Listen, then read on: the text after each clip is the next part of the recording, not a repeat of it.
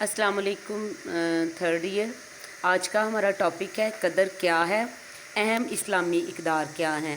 تو قدر وہ ہے جسے ہم دوسری چیزوں میں سے منتخب کرتے ہیں، پسند کرتے ہیں، اسے حاصل کرنے کی کوشش کرتے ہیں اور اسے عملی زندگی میں استعمال کرتے ہیں۔ اقدار پر ہی کسی قوم کے سماجی اور اخلاقی نظام کی بنیاد ہے۔ اسلام زندگی کے تمام سماجی، سیاسی اور معاشی معاملات اخلاقی اقدار کی روشنی میں انجام دینے کی تعلیم دیتا ہے۔ تو بیٹا قدر جو ہے، قدر اقدار جو ہے وہ قدر کی جمع ہے، اور اقدار جو ہیں، اہم اسلامی اقدار جو ہیں، یہ اللہ تعالیٰ کی بنائی ہوئی اخلاقیات ہیں جو اللہ تعالیٰ نے انسان کو قرآن کی صورت میں انسان پر نازل کی ہیں، اور ان اخلاقیات یا اقدار کی بنیاد پر فرد کے کردار کی، سیرت کی تعمیر کی جاتی ہے، اور سماجی، معاشی، مرانی، معاشرتی، سیاسی زندگی کی بنیاد جو ہے ان میں یہ اقدار نہایتی اہم کردار ادا کرتی ہیں۔ یہ اقدار ہی ہیں جن کو اپنا کر انسان جو ہے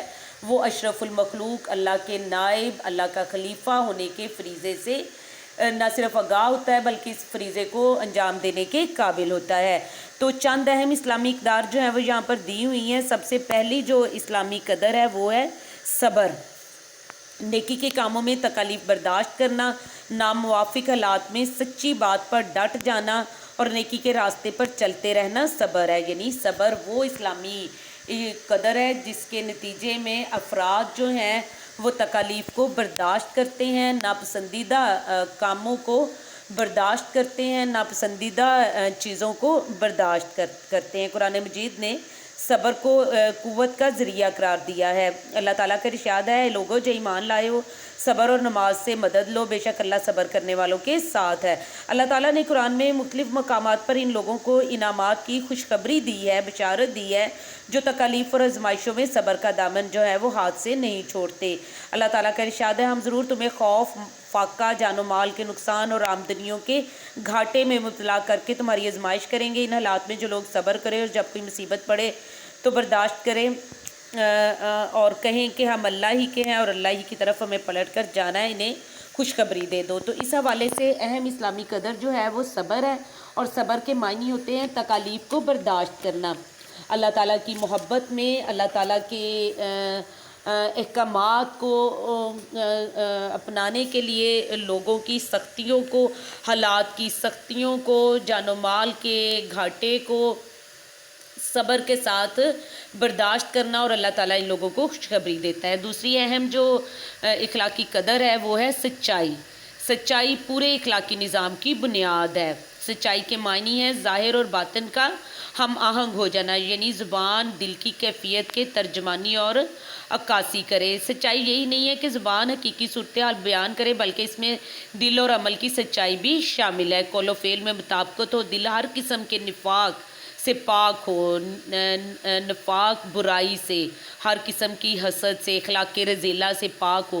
سچ اپنانے والوں کو قرآن اپنی اصطلاح میں صادق کہتا ہے۔ قرآن و حدیث میں سچائی کو مومن اور منافق کے درمیان فرق کرنے والی جو عنصر ہے وہ قرار دیا گیا ہے۔ تو سچائی جو ہے وہ نہایت ہی اہم قدر ہے۔ کیوں اسے پورے اخلاقی نظام کی بنیاد کہا جاتا ہے؟ کیونکہ جب فرد سچ بولتا ہے تو وہ خود بخود ہر قسم کی برائیوں سے بچ جاتا ہے۔ اس لیے سچائی کو پورے اخلاقی نظام کی بنیاد کہا جاتا ہے۔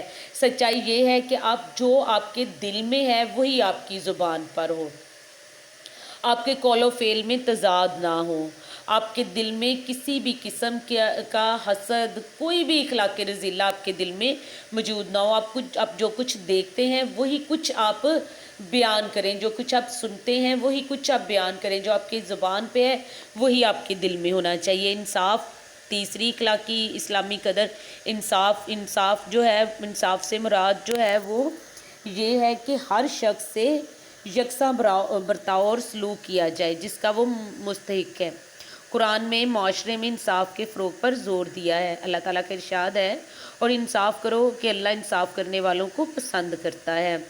اور نبی کریم صلی اللہ علیہ وآلہ وسلم کی حدیث ہے کہ انصاف کرنے والا اللہ کا دوست ہے۔ اس انصاف جو ہے یہ اسلامی فلاحی ریاست کے قیام کے لیے، اسلامی فلاحی ریاست کی ترقی کے لیے انصاف جو ہے وہ ہونا بہت ضروری ہے۔ انصاف کے نتیجے میں ہی صحیح اسلامی مثالی معاشرہ جو ہے وہ عمل میں آتا ہے۔ انصاف کا مطلب جو ہے وہ یہ ہے کہ تمام جو افراد معاشرہ ہیں ان کو یکساں جو ہے وہ حقوق دیے جائیں، ان سے یکساں سلوک کیا جائے، کسی کو کسی پر برتری اور ترجیح جو ہے وہ نہ دی جائے، دو افراد کے درمیان کسی قسم کا فرق جو ہے وہ نہ رکھا جائے۔ چوتھی اسلامی قدر جو ہے وہ ہے امانت۔ امانت کے معنی ہے کسی کے سپرد کرنا، کوئی چیز کسی کے سپرد کرنا۔ امانت داری یہ ہوتی ہے کہ سپرد کی گئی چیز کو منوان جو ہے وہ واپس کیا جائے۔ امانت صرف چیزوں کے سلسلے میں ہی نہیں ہوتا بلکہ فرائض کے سلسلے میں دیانت داری یہ ہے کہ ہم اپنے فرائض کو خوش اسلوبی سے انجام دیں۔ ملک کے رازوں کو اپنے تک محدود رکھنا بھی امانت میں شامل ہے۔ تو امانت کی خوبی کو اختیار کرنے والوں کو اللہ تعالیٰ جو ہے وہ پسند کرتا ہے۔ یہی وجہ ہے قرآن پاک میں امانت کی خوبی اختیار کرنے کی بار بار تاکید کی گئی ہے۔ اور امانت کا مطلب یہ ہوتا ہے کہ جو ہمارے سپرد ہیں، وہ خواہ اشیاء ہیں، وہ خواہ ہمارے فرائض ہیں، وہ خواہ ہماری ذمہ داریاں ہیں، وہ خواہ اللہ کی طرف سے ہم پہ ذمہ داریاں عائد ہوتی ہیں، معاشرے کی طرف سے عائد ہوتی ہیں، ہمارے گھر کی طرف سے عائد ہوتی ہیں، جو بھی ہماری ذمہ داریاں ہمارے فرائض ہیں، ہم ان فرائض کو جب پوری دیانتداری کے ساتھ، نیک نیتی کے ساتھ اور اخلاص کے ساتھ ان تمام ذمہ داریوں اور وظائف کو سر انجام دیتے ہیں تو اس کو امانت کہتے ہیں۔ اور یہ نہایت ہی اہم جو اسلامی قدر ہے، اور ایک اسلامی فلاحی معاشرے کے ہر فرد کو امانت دار ہونا چاہیے، کیونکہ یہ مومن کی نشانیوں میں سے ایک نشانی ہے۔ اس کے بعد بیٹا اہم اسلامی قدر جو ہے وہ مساوات ہے۔ مساوات کے لفظی معنی جو ہے وہ باہم برابر ہونا ہے، اور مساوات کی اصطلاحی مفہوم یہ ہے کہ تمام افراد کو یکساں حقوق دیے جائیں اور اس سلسلے میں کوئی فرق جو ہے وہ روا نہ رکھا جائے۔ مساوات کے دو پہلو ہوتے ہیں۔ مساوات دو قسم کی ہے۔ ایک قانونی مساوات ہے۔ قانونی مساوات یہ ہے کہ معاشرے کے تمام افراد کے لیے قانون ایک جیسا ہونا چاہیے، یعنی امیر کے لیے کوئی اور قانون اور غریب کے لیے کوئی اور قانون نہیں ہونا چاہیے۔ قانون کی نظر میں سب برابر ہونے چاہیے۔ قوانین کا نفاذ تمام افراد معاشرہ پر ایک جیسا ہونا چاہیے۔ اور معاشرتی مساوات یہ ہے کہ سماجی تقریبات اور اجتماعات کے حوالے سے سب کو یکساں مواقع حاصل ہونے چاہیے۔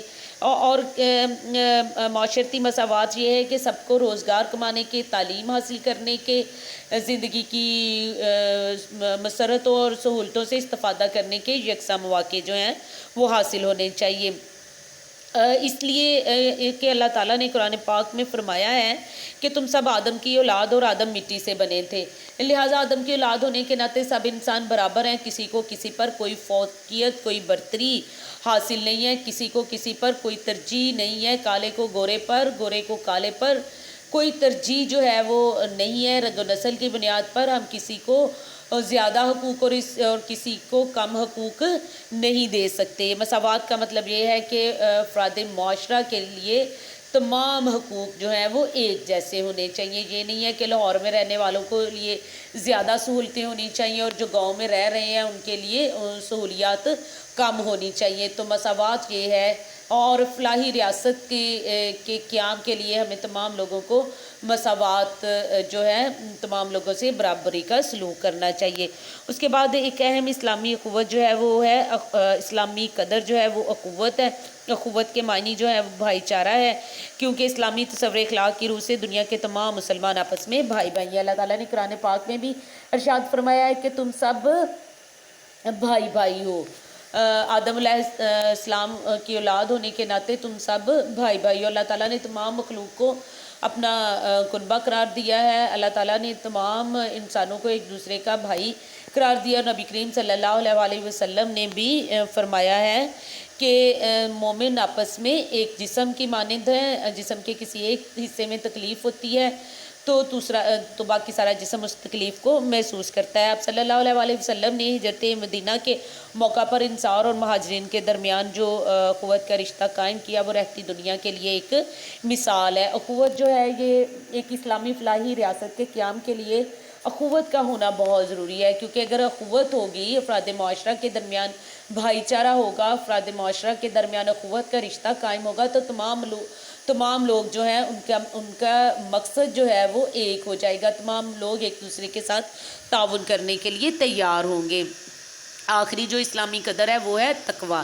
تقویٰ جو ہے یہ خوف خدا کا نام ہے۔ تقویٰ کے لفظی معنی بچنا، ڈرنا اور پرہیز کرنا کے ہیں، اور اسلام میں تقویٰ سے مراد وہ قلبی دلی کیفیت ہے جو انسان کی پوری زندگی پر چھائی ہوئی ہے، اور اسلامی اخلاقیات میں اس دلی کیفیت کو خوف خدا کے نام سے تعبیر کیا جاتا ہے۔ متقی وہ شخص ہوتا ہے جو ہر قدم اٹھانے سے پہلے یہ سوچتا ہے کہ خدا کا اس کے بارے میں کیا حکم ہے، کہ یہ عمل خدا کو ناپسند تو نہیں ہے۔ تو تقویٰ وہ قلبی دلی کیفیت ہے جس میں انسان کے اپنے دل کے اندر ایک چیک پوسٹ قائم ہو جاتی ہے جو جائز اور ناجائز کی تمیز کرتی ہے، جو انسان کی رہنمائی کرتی ہے کہ یہ کام اللہ تعالیٰ کو پسند ہے، اس کو اپنا لیں، اور یہ کام اللہ کو ناپسند ہے، اس سے گریز کیا جائے۔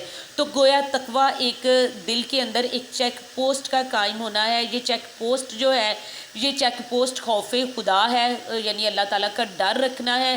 تمام افعال و اعمال کے سلسلہ میں یہ پیش نظر رہنا چاہیے کہ کہیں یہ بات، یہ ہمارا یہ کام، یہ ہمارا یہ عمل جو ہے یہ اللہ کے ہاں ناپسند نہ ہو۔ تو تقویٰ جب انسان کے دل میں تقویٰ قائم ہو جاتا ہے، جب انسان متقی ہو جاتا ہے، تو وہ حقیقی معنوں میں اللہ کا دوست ہو جاتا ہے، وہ حقیقی معنوں میں اللہ کے احکامات کو پسند کرتا اور اپنی ذات پر نافذ کرتا ہے۔ تو بیٹا آج کے لیے اتنا ہی کافی ہے، انشاءاللہ تعالیٰ کل ہم اپنا اگلا ٹاپک پڑھیں گے، اور بہت اہم ٹاپک ہے کل کا۔ تو آج کے لیے بیٹا یہ آسان ترین آپ کے اہم اسلامی اقدار ہیں، ان کو اچھی طرح سے یاد کر لیجئے گا۔ اوکے بیٹا، اللہ حافظ۔